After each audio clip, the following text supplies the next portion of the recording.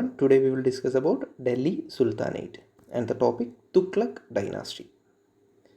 So in Delhi Sultanate we will discuss today the third dynasty, that is the Tughlaq Dynasty from 1320 to 1440. So the last Khilji Sultan was murdered as a result of conspiracy by his Hindu origin general Khusro Khan. So the last Khilji ruler was murdered by Khusro Khan, who became the ruler of Delhi. But Khusro Khan ruled Delhi only for few months. Later, Tughlaq, that is Ghiyasuddin Tughlaq, was one of the governor who refused to recognize Khusro Khan as the new Sultan. So Ghiyasuddin Tughlaq refused to accept Khusro Khan as the new Sultan, and Ghiyasuddin Tughlaq led a group of officers to revolt against Khusro Khan. And Tughlaq's army defeated Khusro Khan's force at the Battle of Saraswati and at the Battle of Lahrawat. Khusro Khan fled from the battlefield but was captured and killed a few days later. Tughlaq was proclaimed the new ruler on 6th September 1320. So this is how Ghiyasuddin Tughlaq ascended to the throne of Delhi. Ghiyasuddin Tughlaq. He ruled Delhi from 1320 to 1325. He is the founder of the Tughlaq dynasty. His real name was Jasi Malik. His father was Malik Tughlaq and he was a slave of Balban, the slave or Mamluk dynasty ruler. And his mother was a Jat lady. Alauddin Khilji, the ruler of Khilji dynasty, appointed Tughlaq as the governor of Multan and then the Dipalpur. Here Tughlaq means Ghiyasuddin Tughlaq. So Alauddin appointed Ghiyasuddin Tughlaq as governor of Multan and Dipalpur. He led an army and defeated Khusro Khan force at the Battle of Saraswati and at the Battle of Lahrawat. Then he ascended to the throne. He ascended to the throne on 6 September 1320. And Ghiyasuddin Tughlaq is known for construction of the fort, that is Tughlaqabad Fort. He cancelled or relaxed the severe measures taken by Alauddin.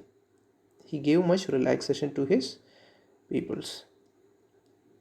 He was succeeded by Muhammad bin Tughlaq. So Muhammad bin Tughlaq, he ruled Delhi from 1325 to 1351. He was the son of Ghiyasuddin Tughlaq. Muhammad bin Tughlaq is referred as an ill-starred idealist. That is, most of his experiments or policies ended in failures only. So some of his failed experiments were: he tried to increase the revenue from the Dawab to meet the expense of his army. But people protested against this and he rejected that policy. The second one was, he introduced a token coin made of brass and copper, and he considered this one will be having the same value of the silver coins. But after few years usage, people turned to reject this coin. And his third failed policy was, he tried to move his capital from Delhi to Deoghar or Daulatabad, or also called as Devagiri. So he moved his capital from Delhi to Deoghar. Mainly Deoghar is in the southern part of Indian subcontinent.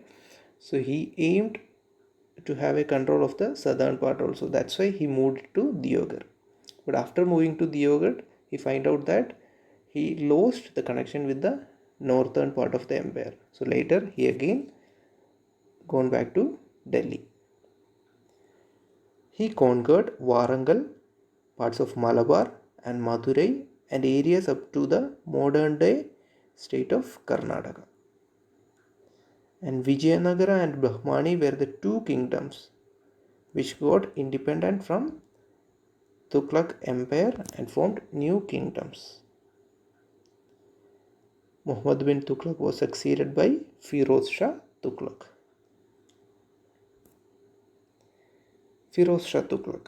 he ruled dynasty from 1351 to 1388. He was the cousin of Muhammad bin Tughlaq. He proclaimed himself as a true Muslim king and his state as a truly Islamic state. So he was a more religious person. He built the cities of Firozpur, Firozabad, Hisar Firoza and Janpur. He imposed jizya on Brahmins. This is an important point of Firoz Shah Tughlaq. Jizya is a tax which is imposed on Hindu individuals by the Muslim rulers. So actually Brahmins were exempted from this tax. But Firoz Shah included Brahmins also under this tax of jizya. His death was followed by a civil war and only a small portion remained under Tughlaqs. All other portions went into smaller kingdoms and with the other nobles. So this is the Tughlaq dynasty. We can see in this map. The area given in the pink color is the Tughlaq dynasty.